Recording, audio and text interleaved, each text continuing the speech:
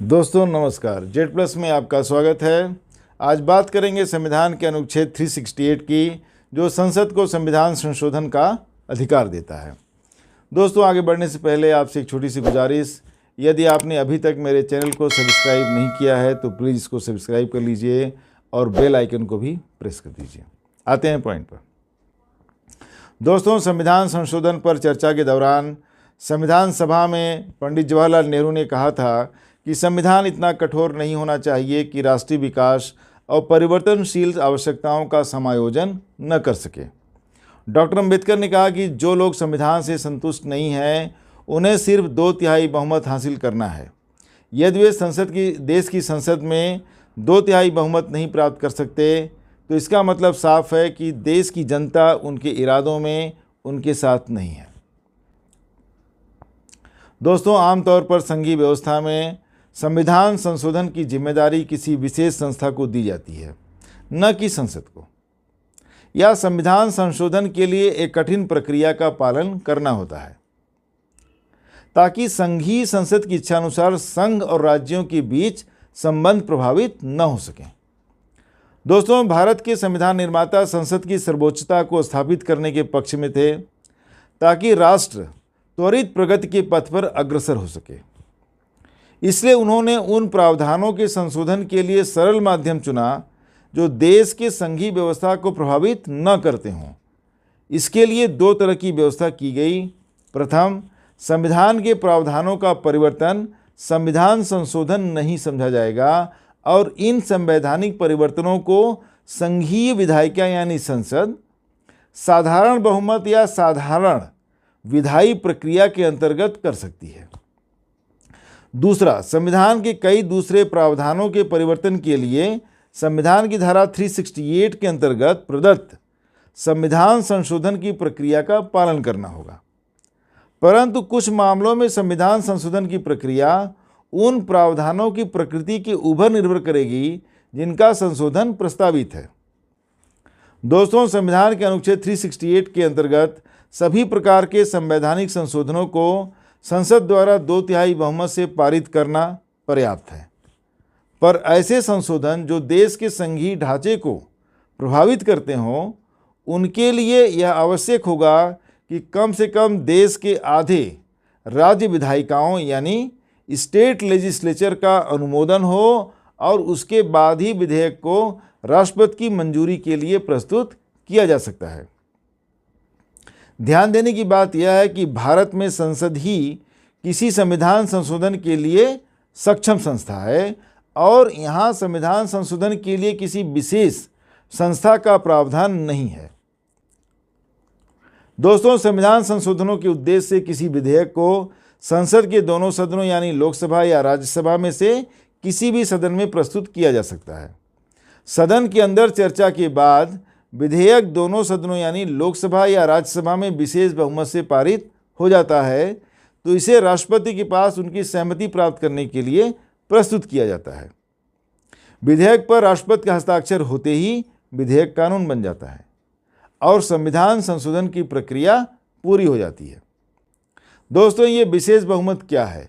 विशेष बहुमत का तात्पर्य है लोकसभा और राज्यसभा में अलग अलग सदन की पूरी सदस्य संख्या के आधे से अधिक यानी 50% से ज़्यादा और सदन में उपस्थित और मतदान में भाग लेने वाले सदस्यों के 2/3 बहुमत से कम न हो, यानी 50% of the total membership of the house and not less than 2/3 of the members present and voting.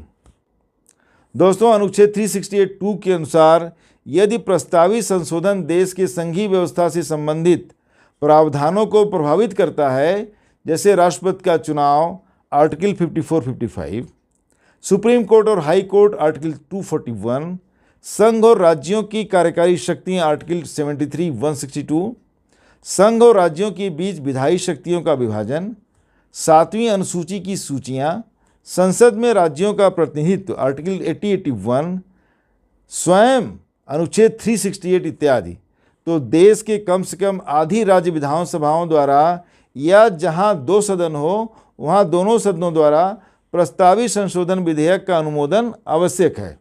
उसके बाद ही यह विधेयक राष्ट्रपति की सहमति के लिए प्रस्तुत किया जा सकता है। दोस्तों 97 संविधान संशोधन 2011, जिसके अंतर्गत अनुच्छेद 243ZS से लेकर के 243ZT जोड़े गए थे, उसको गुजरात हाई कोर्ट ने इस आधार पर असंवैधानिक करार दे दिया कि इस संशोधन को अनुच्छेद 368(2) के अनुसार कम से कम आधे राज्य विधायिकाओं का अनुमोदन यानी रेटिफिकेशन प्राप्त नहीं था। वहीं 99 संविधान संशोधन विधेयक 2014 और राष्ट्रीय न्यायिक नियुक्ति अधिनियम 2014 को संवैधानिक ठहराया गया क्योंकि इन दोनों विधेयकों को आधे राज्य विधायिकाओं का अनुमोदन प्राप्त था। दोस्तों, हमारे संविधान में संशोधन प्रक्रिया कठोरता और लचीलेपन का अद्भुत मिश्रण है।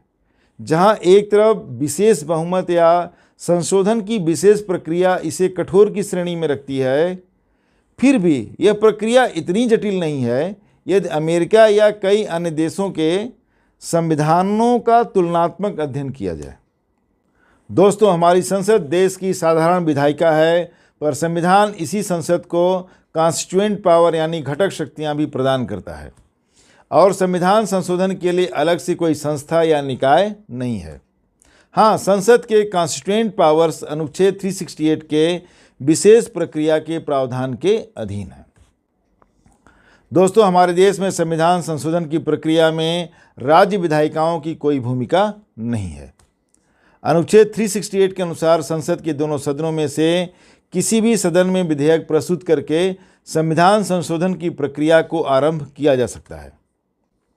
दोस्तों, संविधान के अनुच्छेद 108 के अनुसार यदि किसी साधारण विधेयक को पारित करने के विषय पर संसद के दोनों सदनों में असहमति हो और गतिरोध पैदा हो जाए तो दोनों सदनों का संयुक्त अधिवेशन बुलाकर गतिरोध खत्म किया जा सकता है। परंतु संसद के संयुक्त अधिवेशन का प्रावधान संविधान संशोधन विधेयक पर लागू नहीं होता है।